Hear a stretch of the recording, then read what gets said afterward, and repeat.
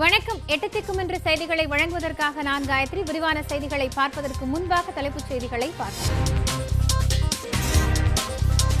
தீபாவளி பண்டிகையை முன்னிட்டு புத்தாடைகள், பட்டாசுகள் வாங்க குவிந்த பொதுமக்கள். சென்னை, திருச்சி, மதுரை, கோவை உட்பட பல இடங்களில் களை கட்டிய கடைசி நேர ஷாப்பிங்.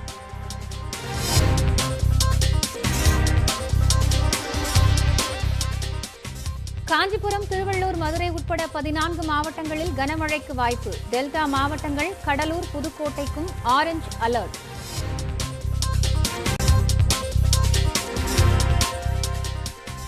தமிழ்நாட்டில் தொடர் மழையால் வேகமாக நிரம்பி வரும் நீர்நிலைகள்.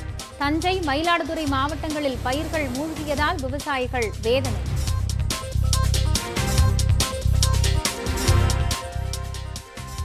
தமிழ்நாடு முழுவதும் நவம்பர் 6ஆம் தேதியும் பள்ளிகளுக்கு விடுமுறை.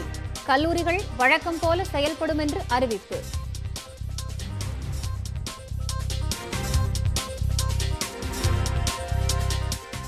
நீண்ட இழுபறிக்கு பின்னர் கோவாக்சின் தடுப்பூசியின் அவசர கால பயன்பாட்டிற்கு ஒப்புதல் அளித்தது உலக சுகாதார அமைப்பு. தடுப்பூசி செலுத்திய இந்தியர்களுக்கு வெளிநாடுகளில் விதிக்கப்படும் கட்டுப்பாடுகள் தளர்த்தப்பட வாய்ப்பு.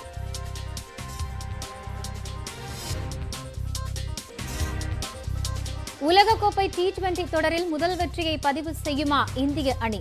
ஆப்கானிஸ்தானுக்கு எதிரான போட்டியில் தொடக்க வீரர்கள் அதிரடி ஆட்டம்.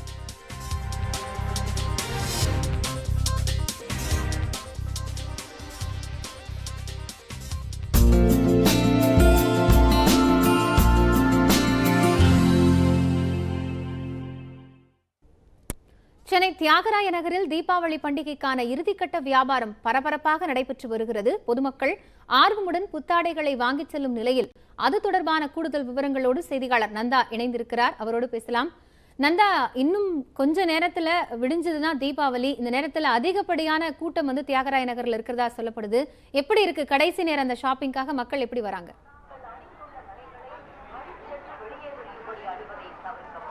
காயத்ரி, இன்னும் 2 மணி நேரத்தில் இங்கே தியாகராய நகரை பொறுத்தவரை விற்பனை என்பது நிறைவு பெற இருக்கிறது. தீபாவளியுடைய அந்த இறுதிக்கட்ட அந்த 2 மணி நேர விற்பனை என்பது மிக விறுவிறுப்பாக நடைபெற்றுக் கொண்டிருக்கிறது. அதனுடைய நேரலை காட்சிகளை நம்முடைய ஒளிப்பதிவாளர் பிரேம் நமக்கு காண்பித்துக் கொண்டிருக்கிறார். அதனை பார்த்திருக்கிறோம். குறிப்பாக எந்த பண்டிகையாக இருந்தாலும் சரி, அதாவது சென்னையை பொறுத்தவரை பல்வேறு வணிக தளங்கள் உருவாகி இருக்கிறது. கடந்த 10 ஆண்டுகளில் நாம் KK நகராக இருக்கட்டும், அதே போல நெசப்பாக்கம் உள்ளிட்ட பல்வேறு பகுதிகளிலும் கூட அனைத்து அங்காடிகளும் கூட கிட்டத்தட்ட இருக்கின்றன. ஆனாலும் கூட இந்த தியாகராய நகருக்கான மவுசு என்பது இதுவரை குறைந்த பாடில்லை. எந்த தீபாவளியாக இருந்தாலும் சரி, பொங்கலாக இருந்தாலும் சரி, மொத்தமாக மக்கள் தியாகராய நகரில் அந்த புத்தாடை வாங்கினால் மட்டுமே அவருடைய கொண்டாட்டம் என்பது நிறைவான ஒரு கொண்டாட்டமாக இருக்க முடியும். அதே போல வீட்டிற்கு தேவையான அனைத்து இடங்களும் தியாகராய நகரில் மட்டுமே கிடைக்கும். குறிப்பாக நம் வீட்டிற்கு தேவையான பாத்திரங்கள் உட்பட புத்தாடைகள் உட்பட அனைத்தும் கிடைக்கும் என்பதால் வருடம் போல இந்த வருடமும் கூட தியாகராய நகரில் புத்தாடை வாங்குவதற்காக மக்கள் கூட்டம் அதிகரித்து காணப்படுகிறது. இன்னும் 2 மணி நேரத்தில் கடைகள் அடைக்கப்பட இருக்கக்கூடிய நிலையில் இந்த விற்பனை என்பது மிக தீவிரமாக சூடுபிடித்திருக்கிறது. குறிப்பாக பாதுகாப்பு முன்னெச்சரிக்கை நடவடிக்கைகள் மிக சிறப்பாக கடந்த ஆண்டை ஒப்பிட்டு பார்க்கும்போது செய்திருக்கிறார்கள். தியாகராய நகரை உள்ளே நுழையக்கூடிய அந்த நுழைவாயில் ஒரு மேடை அமைக்கப்பட்டு தடுப்பூசி முகாம் என்பது அமைக்கப்பட்டிருக்கிறது. இங்கு வரக்கூடிய நபர்களுக்கு தடுப்பூசி செலுத்தப்படுகிறது. அதே போல அறிகுறி இருப்பவர்களுக்கு கொரோனா பரிசோதனை மேற்கொள்வதற்கான ஏற்பாடுகளும் கூட தியாகராய நகரில் செய்யப்பட்டிருக்கிறது. போலீசாருடைய பாதுகாப்பை பொறுத்தவரை தற்காலிக கண்காணிப்பு கோபுரங்கள் தியாகராய நகர் முழுவதும் 5 தற்காலிக கண்காணிப்பு கோபுரங்கள் அமைக்கப்பட்டு அதன் மூலமாக திருட்டு சம்பவங்கள் நடைபெறாமல் இருப்பதற்கான முன்னெச்சரிக்கை நடவடிக்கைகள் மேற்கொள்ளப்பட்டு வருகிறது. 300க்கும் அதிகமான கண்காணிப்பு கேமராக்கள் கொண்டு வந்து ஒட்டுமொத்தமாக தியாகராய நகர் முழுவதுமே கண்காணிப்பு கேமரா கட்டுப்பாட்டின் கீழ் கொண்டு வரப்பட்டு அதற்கென தனியாக கட்டுப்பாட்டு அறை அமைக்கப்பட்டு அதன் மூலமாகவும் கூட தொடர்ச்சியாக போலீசார் கண்காணிப்பு பணியில் ஈடுபட்டிருக்கிறார்கள். ஒருபுறம் தீயணைப்பு போலீசாரும் கூட முன்னெச்சரிக்கை நடவடிக்கையாக வாகனங்களை நிறுத்தி வைத்திருக்கிறார்கள். அதே போல திருட்டு சம்பவங்களை தடுப்பதற்காக சாதாரண உடையில் போலீசார் ரோந்து பணியில் ஈடுபட்டிருக்கிறார்கள். பரபரப்பாக இயங்கக்கூடிய தியாகராய நகரில் மக்கள் கூட்டத்திற்கு குறைவின்றி தீபாவளி இறுதி பர்ச்சேஸ் என்பது நடைபெற்று வருகிறது. நம்ம தொடர்ந்து பேசலாம். புத்தாடை பொருட்களை வாங்க மக்கள் எந்த அளவுக்கு ஆர்வம் காட்டுறாங்களோ அதே மாதிரி சென்னை தீவுத்திடலில் இருக்கக்கூடிய கடைகள்ல பட்டாசுகளை வாங்கவும் பொதுமக்கள் குழந்தைகளோடு அதிக அளவில் குவிந்திருக்கிறார்கள். விவரங்களோடு அன்பரசன் இணைகிறார். அவரோடு பேசலாம். அன்பரசன், இறுதி நேர விற்பனை என்பது பட்டாசு கடைகள்ல எப்படி சூடு பிடிச்சிருக்கு?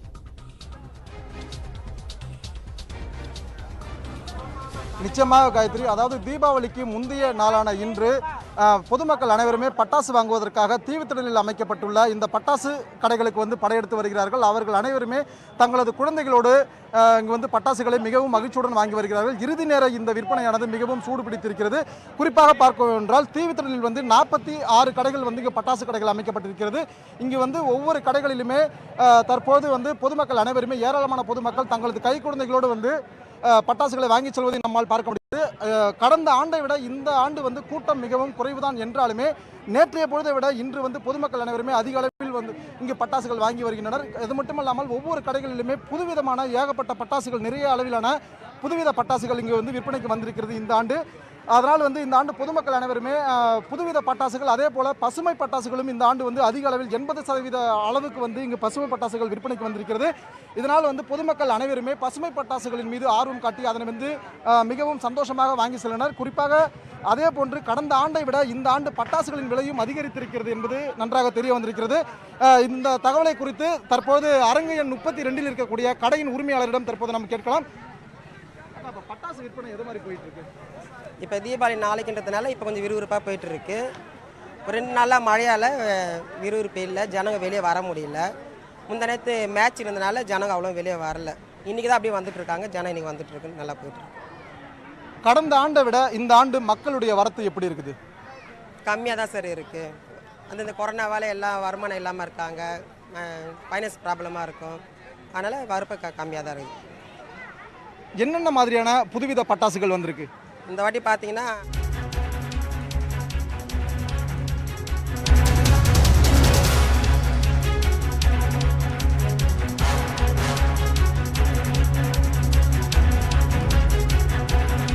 அண்மை செய்தி, தீபாவளி பண்டிகையை ஒட்டி பெட்ரோல் டீசல் மீதான கலால் வரி குறைக்கப்பட்டிருக்கிறது. பெட்ரோல் விலை 5 ரூபாய் குறைக்கப்பட்டிருக்கிறது.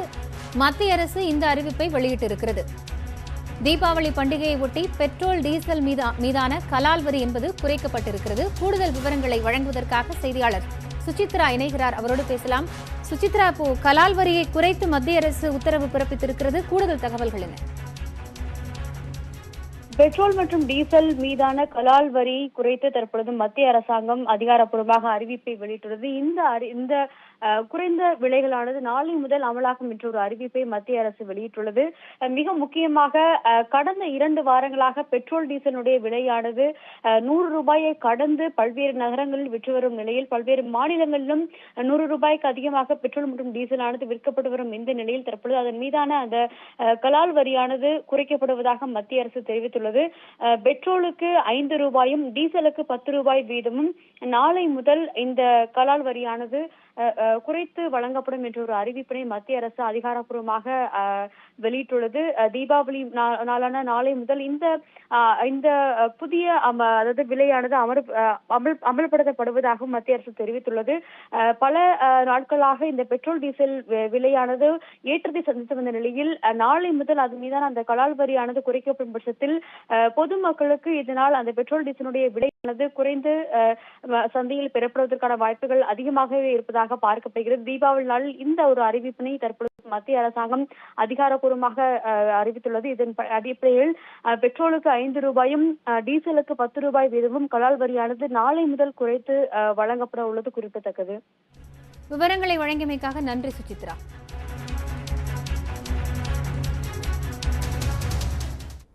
தீபாவளி பண்டிகையை முன்னிட்டு சொந்த ஊர்களுக்கு செல்ல கடைசி நேரத்திலும் சென்னை கோயம்பேடு பேருந்து நிலையத்தில் பொதுமக்கள் அதிக அளவில் குவிந்திருக்கிறார்கள்.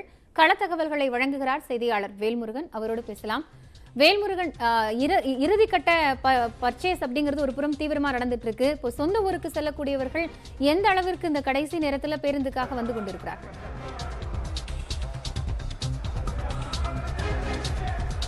காயத்ரி, விடிந்தால் தீபாவளி மகிழ்ச்சியுடன் மக்கள் எல்லாம் தற்போது சென்னை கோயம்பேட்டில் பேருந்துகளுக்கு தற்போது புறப்படுவதற்கான ஏற்பாடுகள் மும்முரமாக நடைபெற்று வருகிறது. கிட்டத்தட்ட இன்னைக்கு ஒரே நாளில் மட்டும் கிட்டத்தட்ட 3000க்கும் மேற்பட்ட பேருந்துகள் இயக்கப்படுகிறது. பல்வேறு மாவட்டங்களிலிருந்தும் மொத்தமாக 6000க்கும் மேற்பட்ட சிறப்பு பேருந்துகள் இயக்குவதற்கு தற்போது தயார் நிலையில் நின்று கொண்டிருக்கிறது. தற்போது வரைக்கும் 3,84,000 பேர் கிட்டத்தட்ட இந்த 3 நாள் சிறப்பு பேருந்து அறிவிக்கப்பட்டதில் 3,84,000 பேர் பயணம் மேற்கொண்டிருக்கிறார்கள். 8,500க்கும் மேற்பட்ட பேருந்துகள் இயக்கப்பட்டிருக்கிறது. எனவே இதன் காரணமாக தற்போது பொதுமக்கள் பெருமளவில் புறப்பட்டாலும் கூட கோயம்பேட்டினுடைய தற்போது நிலையை பார்க்கும்பொழுது பெரும்பாலான மக்கள் தற்போது ரொம்ப குறைந்த அளவில் காண முடிகிறது. எந்த ஊர் போறீங்க?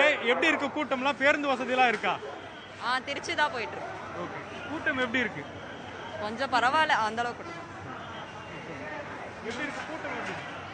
இப்போ பரவாயில்ல, நாங்க நிறைய எக்ஸ்பெக்ட் பண்ணோம். கிரவுடா டிக்கெட்லாம் கிடைச்சதா? எவ்வளவு நேரமா காத்திருக்கீங்க? ரிசர்வேஷன் பண்ணிருக்கோம். தற்போது காயத்ரி கிட்டத்தட்ட 8,500க்கும் மேற்பட்ட பேருந்துகள் தற்போது வரை புறப்பட்டிருக்கிறது. இன்று இரவு 1000க்கும் மேற்பட்ட பேருந்துகள் புறப்படுவதற்கு தயார் நிலையில் இருக்கிறது. 5 இடங்கள்ல பேருந்துகள் பிரிக்கப்பட்டதன் காரணமாக கோயம்பேடு பேருந்து நிலையத்தில் வழக்கமான தீபாவளிகளில் கூட்டம் என்பது மிகப்பெரிய அளவில் இந்த நேரத்தில் காண முடியும். இரவு 11 மணி வரைக்கும் மக்கள் தள்ளுமுள்ளு செய்துதான் பேருந்துகளில் போக வேண்டிய நிலைமை இருக்கும். ஆனால் தற்போது ரொம்ப கேஷுவலாக பேருந்துகள் முன்பதிவு செய்யப்பட்டு தற்போது பயணிகள் காத்திருந்து போகிறாங்க. அந்த ஒவ்வொரு பேருந்துகளுக்கான இடைவெளி நேரத்திற்கு தான் இங்கே காத்திருக்க வேண்டிய ஒரு சூழல் இருக்கிறது. மக்கள் வந்த வண்ணமும் அதே போல் சென்ற வண்ணமும் இருக்கிறார்கள். இதன் காரணமாக தற்போது கோயம்பேடு பேருந்து நிலையத்தில் தற்போது இந்த இயல்பு நிலையில் வழக்கமாக ஞாயிற்றுக்கிழமையில் இருக்கக்கூடிய கூட்டம் அளவிற்கு தற்போது பொதுமக்களுடைய கூட்டத்தை காண முடிகிறது. காயத்ரி, நன்றி வேல்முருகன், விவரங்களை இணைந்து வழங்கியமைக்காக. மழையால் மக்கள் வீடுகளை விட்டு வெளியில் வர முடியாததில் திருச்சியில் தீபாவளியின் இறுதிக்கட்ட ஷாப்பிங் களை இழந்தது. கடை வீதிகள் வெறிச்சோடி காணப்படுவதால் வியாபாரிகள் வேதனையடைந்துள்ளனர். சாலைகளில் மழைநீர் தேங்கியுள்ளதால் வாகன ஓட்டிகளும் சிரமத்திற்கு ஆளாகினர். சாலையோர வியாபாரிகளுக்கும் கடை அமைப்பதில் சிக்கலாக இருந்தது. திருநெல்வேலி மாநகராட்சிக்கு சொந்தமான மேலப்பாளையம் ஆட்டுச்சந்தையில் விற்பனை களை கட்டியுள்ளது. 2,000 ரூபாய் முதல் 20,000 ரூபாய் கொடுத்து வியாபாரிகள் அதனை வாங்கிச் செல்கின்றனர். காலை 7 மணி முதல் 11 மணி வரை சந்தை நடைபெற்ற நிலையில் 5 கோடி ரூபாய் விற்பனை நடைபெற்றது. மேலும் செய்திகளை விரிவாக பார்க்க இருக்கிறோம். குறிப்பாக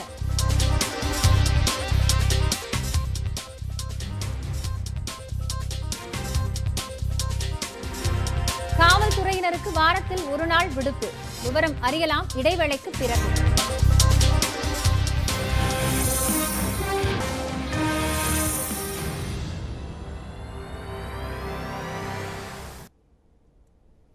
காவலர்களுக்கு வாரத்தில் 1 நாள் விடுப்பு வழங்க முதலமைச்சர் ஸ்டாலின் உத்தரவிட்டுள்ளார். காவலர்களுக்கு விடுப்பு வழங்க வேண்டும் என்று பல ஆண்டுகளாக கோரிக்கை எழுப்பப்பட்டு வந்தது. ஆனால் அதில் உள்ள நடைமுறை சிக்கல்கள் காரணமாக இதுவரை விடுப்பு வழங்கப்படாமலேயே இருந்து வந்தது. இந்நிலையில் கடந்த செப்டம்பர் மாதம் 13ஆம் தேதியன்று நடைபெற்ற காவல்துறை மானிய கோரிக்கையின் மீதான விவாதத்தின் போது பதிலளித்து பேசிய முதலமைச்சர், காவலர்கள் தங்களது உடல் நலனை காப்பதற்கும் குடும்பத்தினருடன் போதிய நேரம் செலவிடவும் 2ஆம் நிலை காவலர்கள் முதல் தலைமை காவலர்கள் வரை அனைவருக்கும் வாரத்தில் 1 நாள் ஓய்வு வழங்கப்படும் என்று அறிவித்தார். அதன்படி காவலர்களுக்கு விடுப்பு வழங்குவதற்கான அரசாணை இன்று பிறப்பிக்கப்பட்டுள்ளது. இனி விரைவுச் செய்திகளை பார்க்கலாம். தீபாவளியையொட்டி உத்தரப்பிரதேச மாநிலம் அயோத்தியில் பிரம்மாண்ட யாத்திரை மற்றும் வண்ணமயமான கலை நிகழ்ச்சிகள் நடைபெற்றன. தீபாவளி பண்டிகை கொண்டாட்டம் நாடு முழுவதும் களை கட்டியுள்ளது. இதனை கொண்டாடும் விதமாக அயோத்தி சரையு நதிக்கரையில் 12 லட்சம் அகல் விளக்குகள் ஏற்றுவதற்கு ஏற்பாடு செய்யப்பட்டுள்ளது. முன்னதாக அவத் பல்கலைக்கழக மாணவர்கள் பிரம்மாண்ட கோலமிட்டு அனைவரையும் வியப்பில் ஆழ்த்தினர். இதனைத் தொடர்ந்து ராமாயணத்தின் முக்கிய நிகழ்வுகளை பறைசாற்றும் வகையில் அலங்கார யாத்திரை நடைபெற்றது. இதில் பல்வேறு கலைஞர்கள் ஒன்றிணைந்து ராமர், ஆஞ்சநேயர் வேடமிட்டு ராமாயணத்தை நம் கண்முன் கொண்டு வந்தனர். இதனிடையே மணல் சிற்ப கலைஞர் ரூபே சிங் ராமாயணத்தில் வரும் காட்சிகளை மணலில் வரைந்து சாதனை படைத்துள்ளார். புகழ்பெற்ற அத்தியாயங்களான பாரத் மிலாப், ராம் லக்ஷ்மண் சீதா ஆகியவற்றை மணலில் உருவாக்கியுள்ளார்.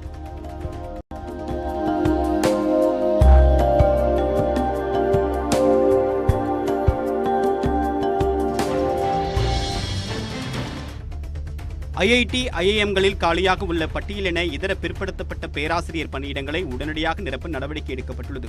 ஓபிசி, எஸ்சி, எஸ்டி பிரிவில் பல ஆண்டுகளாக காலியிடங்கள் நிரப்பப்படாமல் உள்ளது விவாத பொருளாக மாறியது. இந்நிலையில் மத்திய அரசின் உத்தரவின் பேரில் இந்த இடங்களை உடனடியாக நிரப்ப போர்க்கால அடிப்படையில் நடவடிக்கை எடுக்கப்பட்டுள்ளது. அதன்படி EWS, OBC, NCL, SC, ST பிரிவை சேர்ந்தவர்களுக்கான உதவி பேராசிரியர் பணியாளர் பணியிடங்களில் சேர விருப்பம் உள்ளவர்கள் விண்ணப்பிக்கலாம் என்று Chennai IIT, Tiruchi IIM, Bhilai IIT உள்ளிட்டவை அறிவிப்பு வெளியிட்டுள்ளன. சென்னை ஐஐடியில் விண்ணப்பிக்க www.facapp.iitm.ac.in என்ற இணையதளத்தில் வரும் டிசம்பர் 2ஆம் தேதிக்குள் விண்ணப்பிக்கலாம் என்றும், திருச்சி IIMல் விண்ணப்பிக்க www.iimtrichy.ac.in/careers என்ற வலைப்பக்கத்தில் வரும் நவம்பர் 24ஆம் தேதிக்குள் விண்ணப்பிக்கலாம் என்றும் அறிவிக்கப்பட்டுள்ளது. தீபாவளியை ஒட்டி வரும் 6ஆம் தேதி பள்ளிகளுக்கு விடுமுறை அளிக்கப்படுவதாக தமிழக அரசு அறிவித்துள்ளது. தீபாவளி பண்டிகையை ஒட்டி அனைத்து அரசு அலுவலகங்கள், பள்ளிகள் மற்றும் கல்லூரிகளுக்கு வரும் 5ஆம் தேதி விடுமுறை அறிவிக்கப்பட்டுள்ளது. இந்நிலையில் பள்ளிகளுக்கு நவம்பர் 6ஆம் தேதியும் விடுமுறை அளிக்க பல்வேறு ஆசிரியர் சங்கங்கள் வலியுறுத்தின. அதன் அடிப்படையில் பள்ளிகளுக்கு வரும் 6ஆம் தேதி சனிக்கிழமை விடுமுறை அளிக்கப்படுவதாக பள்ளிக்கல்வி ஆணையர் உத்தரவிட்டுள்ளார். நவம்பர் 8ஆம் தேதி முதல் வழக்கம் போல பள்ளிகள் செயல்படும் என்றும் அறிவிக்கப்பட்டுள்ளது. சென்னையில் போக்குவரத்திற்கு இடையூறாக இருந்த 19,205 மரங்களின் கிளைகள் அகற்றப்பட்டுள்ளதாக மாநகராட்சி தெரிவித்துள்ளது. சென்னையில் 34,224 சாலைகளில் சுமார் 1,75,000 மேற்பட்ட மரங்கள் உள்ளன. வடகிழக்கு பருவமழை தீவிரமடைந்துள்ள நிலையில் சாலைகளில் ஆபத்தான முறையில் இருந்த மரக்கிளைகள் அகற்றப்பட்டன. பாதுகாப்பற்ற நிலையில் இருக்கும் மரங்கள் குறித்து 044256192006 என்ற எண்ணை தொடர்பு கொண்டு பொதுமக்கள் தெரிவிக்கலாம் எனவும் மாநகராட்சி அறிவித்துள்ளது. ஒசூரில் பொதுப்பணித்துறை தொழில்நுட்ப கல்வி பிரிவில் பணியாற்றும் பெண் செயற்பொறியாளர் வீட்டில் நடத்திய சோதனையில் 2 கோடி ரூபாய் பணம், 38 சவரன் நகைகள் உள்ளிட்டவை லஞ்ச ஒழிப்புத் துறையினர் மூலம் பறிமுதல் செய்யப்பட்டது. வேலூர் மண்டல பொதுப்பணித்துறை தொழில்நுட்ப கல்வி பிரிவு செயற்பொறியாளராக பணியாற்றி வரும் சோபனா என்பவர் ஒப்பந்ததாரர்களிடம் லட்சக்கணக்கில் கையூட்டு வாங்குவதாக புகார் எழுந்தது. அதன் பேரில் வேலூரில் அவரது அலுவலகத்தில் ரகசிய சோதனை நடத்திய அதிகாரிகள் சோபனா லஞ்சம் வாங்கும்போது கையும் களவுமாக பிடித்தனர். இந்நிலையில் ஒசூரில் உள்ள அவரது வீட்டில் அதிகாரிகள் சோதனையில் ஈடுபட்டனர். அதில் 2 கோடி 6 லட்சம் ரூபாய் பணம், 38 சவர நகைகளை பறிமுதல் செய்தனர். மேலும் வங்கி லாக்கரில் இருக்கும் 1 கிலோ 320 கிராம் வெள்ளிப் பொருட்கள், 13 சொத்து ஆவணங்களையும் பறிமுதல் செய்தனர். நீலகிரி மாவட்டம் கூடலூர் அருகே பழங்குடியின மக்கள் தங்களது பாரம்பரிய முறைப்படி நடனமாடி தீபாவளி பண்டிகையை கொண்டாடினர். கூடலூரில் செயல்படும் தனியார் மருத்துவமனை நிர்வாகம் புத்தூர் வயலில் வசிக்கும் பழங்குடியின மக்களுடன் இணைந்து தீபாவளி பண்டிகையை கொண்டாட திட்டமிட்டது. இதற்காக தனியார் மருத்துவமனை நிர்வாகம் சார்பில் அப்பகுதி மக்களுக்கு புத்தாடை வழங்கப்பட்டது. பின்னர் மலைவாழ் மக்கள் தங்களது பாரம்பரிய முறைப்படி நடனமாடி தீபாவளி பண்டிகையை கொண்டாடினர். விழா முடிந்த பிறகு மருத்துவமனை நிர்வாகம் சார்பில் அப்பகுதியினருக்கு இலவச மருத்துவ சிகிச்சை அளிக்கப்பட்டது.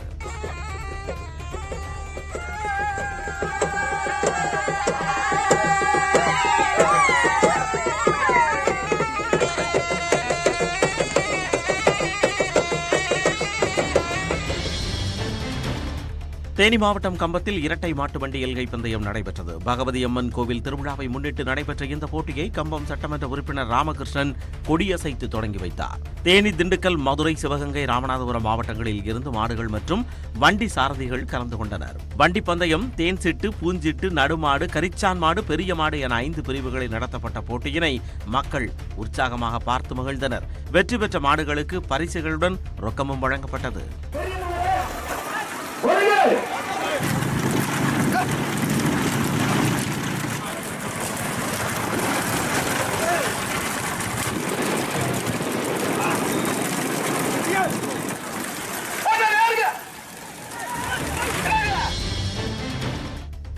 ஸ்பெயினில் தொடர்ந்து வெடித்து வரும் லா பால்மா எரிமலை பகுதியில் காற்றின் தரம் குறித்து ஆய்வு மேற்கொள்ளப்பட்டு வருகிறது. தொடர் எரிமலை வெடிப்பால் வெளிப்பட்ட சாம்பல் காற்றில் கந்தக டை ஆக்சைடு அளவை அதிகரித்திருக்கலாம் என்பதால் இந்த ஆய்வு மேற்கொள்ளப்பட்டு வருகிறது. இதனிடையே ஸ்பெயினின் புவியியல் மற்றும் சுரங்க நிறுவனம் வெளியிட்ட ட்ரோன் காட்சிகள் எரிமலையில் இருந்து நீரோடை போல நெருப்பு குழம்பு பாய்ந்து வருவதை காட்டுகிறது.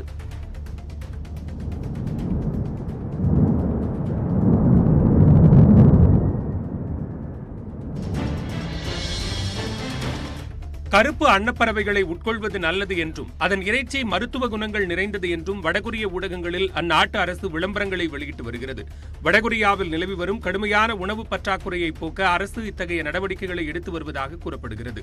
நீண்ட காலமாகவே உணவு பற்றாக்குறையால் பாதிக்கப்பட்டுள்ள வடகொரியாவில் கடந்த 2017ஆம் ஆண்டு ஐநா விதித்த பொருளாதார தடை மேலும் நிலைமையை மோசமாக்கியது.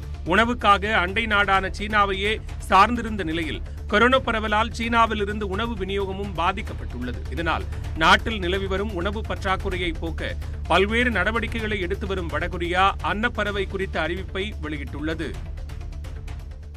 மேலும் செய்திகளை விரிவாக பார்க்க இருக்கிறோம். குறிப்பாக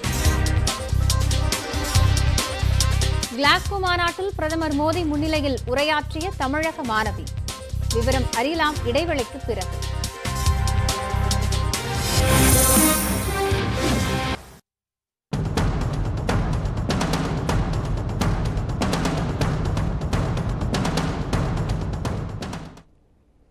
தமிழகத்தில் பல்வேறு மாவட்டங்களில் கட்டி முடிக்கப்பட்ட 121 அரசு கட்டடங்களை முதலமைச்சர் மு.க.ஸ்டாலின் தலைமைச் செயலகத்தில் இருந்தபடி காணொலி வாயிலாக திறந்து வைத்தார். நபார்டு மற்றும் ஆசிரியர் நலத்திட்ட நிதி உள்ளிட்டவை மூலம் பல்வேறு மாவட்டங்களில் அரசு பள்ளி கட்டடங்கள், நூலக கட்டடம், ஆசிரியர்கள் இல்லம் என 169 கோடி ரூபாய் மதிப்பீட்டில் 121 அரசு கட்டடங்கள் கட்டி முடிக்கப்பட்டுள்ளன. அவற்றை முதலமைச்சர் ஸ்டாலின் காணொலி வாயிலாக திறந்து வைத்தார். மேலும் கொரோனா காலகட்டத்தில் பணியில் ஈடுபட்ட 24,908 மருத்துவ அலுவலர்கள், 26,615 செவிலியர்கள் என மொத்தம் 1,05,168 பணியாளர்களுக்கு 196 கோடி ரூபாய் மதிப்பிலான ஊக்கத்தொகை வழங்கும் திட்டத்தையும் தொடங்கி வைத்தார். முதற்கட்டமாக 13 பணியாளர்களுக்கு ஊக்கத்தொகைக்கான காசோலையை வழங்கினார். பிரிட்டனின் கிளாஸ்கோ நகரில் நடைபெற்று வரும் COP26 கிளைமேட் சமிட் நிகழ்வில் கலந்து கொண்டு பேசிய திருவண்ணாமலையைச் சேர்ந்த மாணவி வினிஷா உமாசங்கரின் உரை அனைவரையும் கவர்ந்தது. பிரதமர் மோடி, அமெரிக்க அதிபர் ஜோ பைடன் உள்ளிட்ட தலைவர்கள் முன்னிலையில் பேசிய அவர் அரசியல்வாதிகள் அளிக்கும் வெற்று உறுதிமொழிகள் தன்னை கோபப்படுத்துவதாக சாடினார். திருவண்ணாமலை மாவட்டத்தைச் சேர்ந்தவர் வினிஷா உமாசங்கர். சுற்றுச்சூழலுக்கு பாதிப்பு ஏற்படாமல் இருக்க சூரிய மின்சக்தியில் இயங்கும் தெருவோர இஸ்திரி வண்டியை உருவாக்கி உலகளவில் கவனம் பெற்றவர். இங்கிலாந்து இளவரசர் வில்லியம் தொடங்கிய எர்த் ஷாட் பிரைஸ் விருதுக்கான இறுதிப் போட்டிக்கு தேர்வானவர்களில் வினிஷாவும் ஒருவர். இந்நிலையில் பிரிட்டனின் கிளாஸ்கோ நகரில் நடைபெற்று வரும் COP26 கிளைமேட் சம்மிட் நிகழ்வில் தூய்மை தொழில்நுட்பம் குறித்து பேச வினிஷாவுக்கு இளவரசர் வில்லியம்ஸ் அழைப்பு விடுத்திருந்தார். அதன் பேரில் மாநாட்டில் பேசிய வினிஷா வெற்று பேச்சை நிறுத்திவிட்டு அனைவரும் செயலில் இறங்க வேண்டும் என வலியுறுத்தினார். Many of my generation are angry and frustrated at leaders who have made empty promises and failed to deliver. And we have every reason to be angry. But I have no time for anger. I want to act. I am not just a girl from India. I am a girl from Earth, and I'm proud to be so. I'm also a student, innovator, environmentalist, and entrepreneur. But most importantly, I'm an optimist. புதை வடிவ எரிபொருட்கள், புகை மற்றும் மாசுபாடு ஆகியவற்றில் கட்டமைக்கப்பட்ட பொருளாதாரத்திற்கு பதிலாக earth shot பரிசு வென்றவர்கள் மற்றும் இறுதி போட்டியாளர்களின் கண்டுபிடிப்புகளை பயன்படுத்த வேண்டும் என கேட்டுக்கொண்ட வினிஷா புதிய எதிர்காலத்திற்கான புதிய பார்வை அவசியம் என குறிப்பிட்டார். எதிர்காலத்தை வடிவமைக்க நேரத்தையும் பணத்தையும் இளம் தலைமுறையினரிடம் முதலீடு செய்ய வேண்டும் என்றும் அவர் குறிப்பிட்டார். The Earthshot Prize winners and finalists, I invite you to join us. I invite you to stand with us, and we hope that you will give up the old ways of thinking and the old habits. But let me be clear, when we invite you to join us, we will lead even if you don't. We will act even if you delay, and we'll build the future even if you are still stuck in the past. But please accept my invite, and I assure you, you will not regret it. இதனிடையே 2030ஆம் ஆண்டிற்குள் காடுகள் அழிப்பு மற்றும் நிலம் சீரழிவுக்கு முற்றுப்புள்ளி வைக்க தலைவர்கள் உறுதி எடுத்துக் கொண்டனர். இது தொடர்பான பிரகடனத்தில் சீனா, பிரேசில் உட்பட 100க்கும் மேற்பட்ட நாடுகள் கையெழுத்திட்டன. ஆனால் இந்தியா கையெழுத்திட மறுத்துவிட்டது. பிரகடனத்தின் இறுதி வடிவத்தில் காடுகள் அழிப்பு விவகாரத்தை வர்த்தக நடவடிக்கைகளுடன் இணைக்கும் வாசகங்கள் இருந்ததால் இந்தியா அதிருப்தியடைந்து கையெழுத்திடவில்லை என்று கூறப்படுகிறது. இந்தியாவில் தயாரிக்கப்படும் கோவாக்சின் தடுப்பூசிக்கு உலக சுகாதார நிறுவனம் அவசர கால பயன்பாட்டிற்கு அனுமதி வழங்கியுள்ளது. கோவாக்சின் தடுப்பூசிக்கு அங்கீகாரம் வழங்கக் கோரி உலக சுகாதார நிறுவனத்திடம் பாரத் பயோடெக் நிறுவனம் விண்ணப்பித்திருந்தது. இது தொடர்பாக விரைவில் முடிவெடுக்கப்படும் என்று அறிவிக்கப்பட்ட நிலையில் கூடுதல் ஆவணங்களை சமர்ப்பிக்குமாறு உலக சுகாதார நிறுவனம் கடந்த வாரம் பாரத் பயோடெக் நிறுவனத்திடம் கோரியிருந்தது. இதனைத் தொடர்ந்து கொரோனா வைரஸிற்கு எதிராக 77% பலன் தருவதாக பாரத் பயோடெக் நிறுவனம் ஆவணங்களை சமர்ப்பித்தது. இந்நிலையில் மீண்டும் இன்று கூடிய உலக சுகாதார நிறுவனத்தின் மருத்துவ மற்றும் தொழில்நுட்ப குழுவினர் கோவாக்சின் தடுப்பூசிக்கு அவசர கால பயன்பாட்டிற்கான அனுமதி வழங்கியுள்ளனர். இதன் மூலம் கோவாக்சின் தடுப்பூசியை மற்ற நாடுகள் அங்கீகரிக்கும் வாய்ப்பு ஏற்பட்டுள்ளது. மேலும் கோவாக்சின் தடுப்பூசி செலுத்திக் கொண்ட இந்திய பயணிகளுக்கு வெளிநாடுகளில் விதிக்கப்படும் கட்டுப்பாடுகளும் தளர்த்தப்பட உள்ளன. இந்நிலையில் கர்ப்பிணிகளுக்கு கோவாக்சின் தடுப்பூசி பாதுகாப்பானதா என்பது குறித்து கண்டறிவதற்கு போதுமான தரவுகள் கிடைக்கப்பெறவில்லை என்று உலக சுகாதார நிறுவனம் தெரிவித்துள்ளது.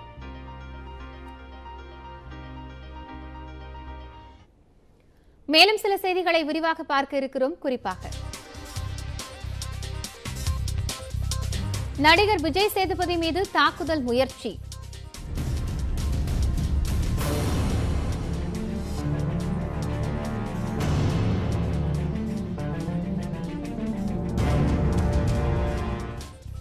எங்கே அறியலாம் இடைவேளைக்கு பிறகு.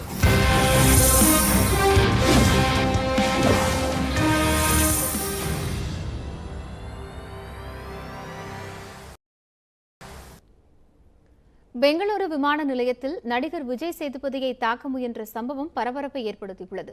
சென்னையிலிருந்து செவ்வாய்க்கிழமை நடிகர் விஜய் சேதுபதி விமானத்தில் பெங்களூரு சென்று கொண்டிருந்தார். பயணத்தின் போது விமானத்தில் இருந்த நபருக்கும் விஜய் சேதுபதியின் உதவியாளருக்கும் தகராறு ஏற்பட்டதாக கூறப்படுகிறது. இந்நிலையில் பெங்களூரு கேம்பகவுடா விமான நிலையத்தில் விஜய் சேதுபதி நடந்து சென்று கொண்டிருந்த போது மீண்டும் தகராறில் ஈடுபட்ட அதே நபர் விஜய் சேதுபதியை எட்டி உதைக்க முயன்றார். எனினும் இரு தரப்பினரும் சமரசமாக சென்றதால் தகராறில் ஈடுபட்ட நபர் கைது செய்யப்படவில்லை.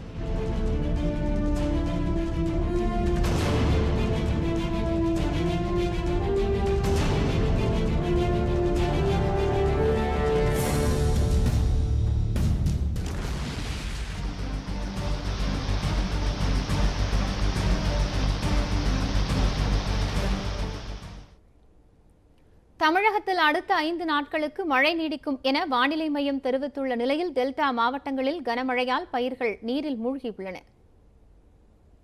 தொடர் மழையால் குற்றால அருவிகளில் காட்டாற்று வெள்ளம் பெருக்கெடுத்து ஓடுகிறது. மெயினருவி, ஐந்தருவி, புலியருவி, பழைய குற்றாலம் என அனைத்து பகுதிகளிலும் பாதுகாப்பு வளைவை தாண்டி வெள்ளப்பெருக்கு ஏற்பட்டுள்ளது. அருவியில் குளிக்க தடை தொடர்வதால் அப்பகுதி வெறிச்சோடி காணப்படுகிறது.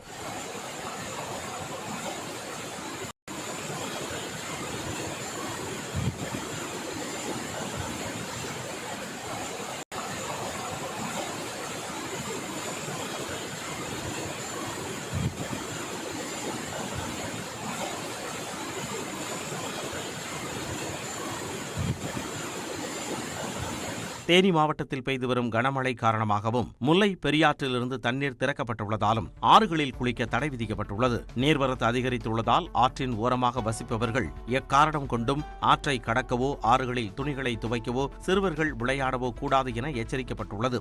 நெல்லையில் தொடர் மழையின் காரணமாக தாமிரபரணி ஆற்றில் தண்ணீர் 2 கரைகளையும் தொட்டுச் செல்கிறது. குறுக்குத்துறை முருகன் கோவிலை ஆற்று நீர் சூழ்ந்து செல்லும் சூழலில் மழை நீடித்தால் ஆற்றில் வெள்ளப்பெருக்கு ஏற்பட வாய்ப்பு உள்ளது.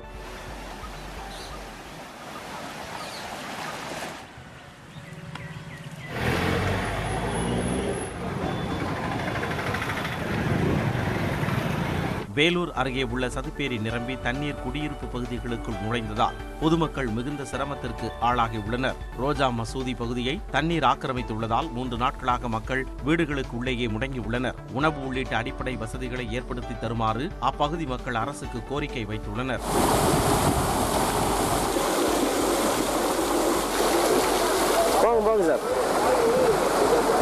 திருப்பத்தூர் மாவட்டம் வாணியம்பாடி, ஆம்பூர், ஜோலார்பேட்டை, நாற்றம்பள்ளி, ஆலங்காயம் மற்றும் அதனை சுற்றியுள்ள பகுதிகளில் லேசான மழை விட்டுவிட்டு பெய்து வருகிறது. இதனால் பாலாற்றில் நீர்வரத்து அதிகரித்துள்ளதால் விவசாயிகள் மகிழ்ச்சியடைந்துள்ளனர்.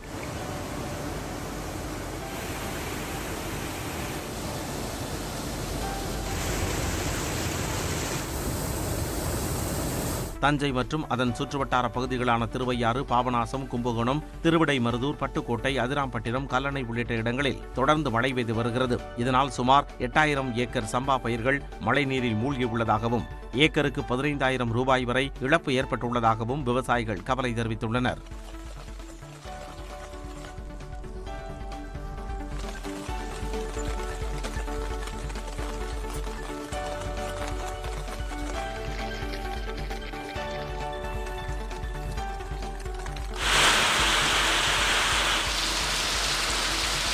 மயிலாடுதுறை மாவட்டத்தில் தொடரும் மழையால் அண்மையில் நடவு செய்யப்பட்ட சம்பா பயிர்கள் நீரில் மூழ்கும் அபாயம் ஏற்பட்டுள்ளது.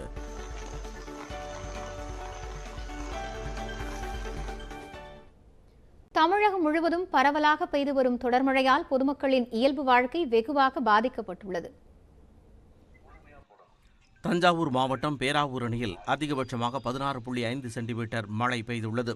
பேராவூரணிக்கு வரும் ஆண்டவன் கோவில் காட்டாறு, பூக்கொல்லை காட்டாறு, சித்தாதிக்காடு காட்டாறு ஆகியவற்றில் வெள்ளப்பெருக்கு ஏற்பட்டுள்ளது. அதிராம்பட்டினத்தில் விடிய விடிய கனமழை கூட்டியதில் பல இடங்களில் வீடுகளுக்குள் மழைநீர் புகுந்தது. தொடர் மழையால் ஏரி குளங்கள் உடைப்பெடுக்கும் அபாயமும் ஏற்பட்டுள்ளது.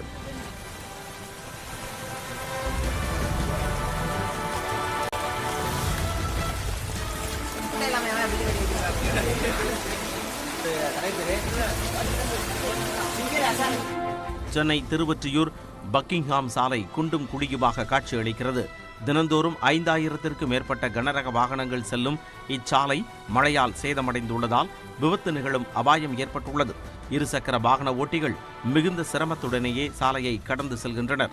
ஐஓசி போகிறதுக்கு பணிக்கு போனோம். ஒரு மணி நேரமாக அந்த நாய்க்கோட்டாசுக்கிட்ட நிற்கிறாங்க. எந்த விதமான பஸ் போக்குவரத்தும் இல்லை, ஆட்டோக்களும் கிடைக்க மாட்டேங்குது. குண்டும் குழியுமா கிடைக்குது. பெண்களை ஏற்றிக்கிட்டு பெரிய போகிற ரூட்டில் அவஸ்தைக்கு ஆளாகிறாங்க. கண்டெய்னர் லாரியெல்லாம் ரொம்ப நிறைய போய்கிட்டு இருக்குது. அதில் வெறும் பள்ளமும் படுகுழியாக இருக்குது. ஆட்டோக்காரங்கெல்லாம் கூட 2 மணி நேரமாக பசி காத்திருக்க வேண்டியதாக இருக்குது. பசி வர்றதுக்கு கொஞ்சம் லேட்டு கொஞ்சம் கொஞ்சமாக வருது. ஆட்டோக்காரங்களும் அதிகம் வர மாட்டேங்கிறாங்க. நாங்கள் அந்த டயத்துக்கு எங்கள் பணியை போய் நாங்கள் தொடங்க முடியலை. மேற்கு தொடர்ச்சி மலைப்பகுதிகளில் பெய்து வரும் தொடர் மழையால் பொள்ளாச்சி பாலாற்றில் ஏற்பட்ட வெள்ளப்பெருக்கில் சிக்கிய 2 பாதுகாப்பாக மீட்கப்பட்டனர். திடீர் வெள்ளப்பெருக்கால் அங்குள்ள ஆஞ்சநேயர் கோவிலுடன் தரைப்பாலமும் நீரில் மூழ்கியதும். இதனால் இரவு காவலர்கள் வெள்ளத்தில் சிக்கியதை அறிந்து தீயணைப்பு துறையினர் விரைந்து கயிறு கட்டி 2 பாதுகாப்பாக மீட்டனர்.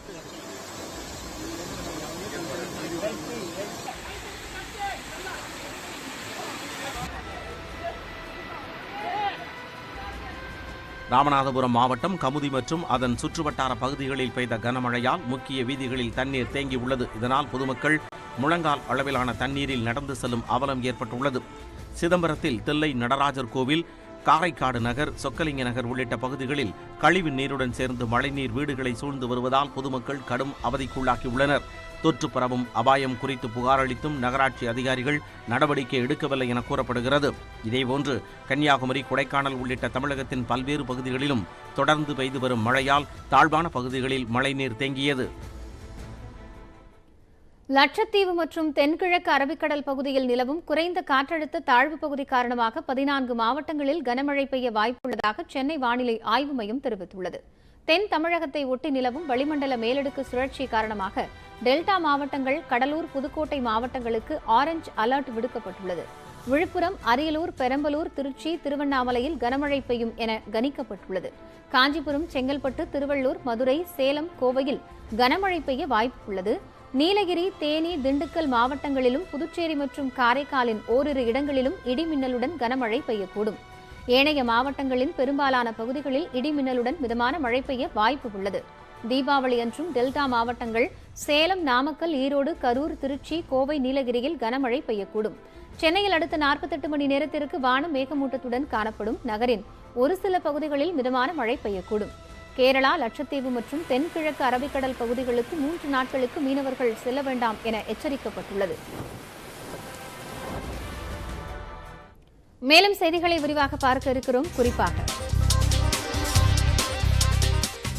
சென்னை தியாகராய நகரில் உள்ள பிரபல கடையில் பயங்கர விபத்து. விவரம் அறியலாம் இடைவேளைக்கு பிறகு.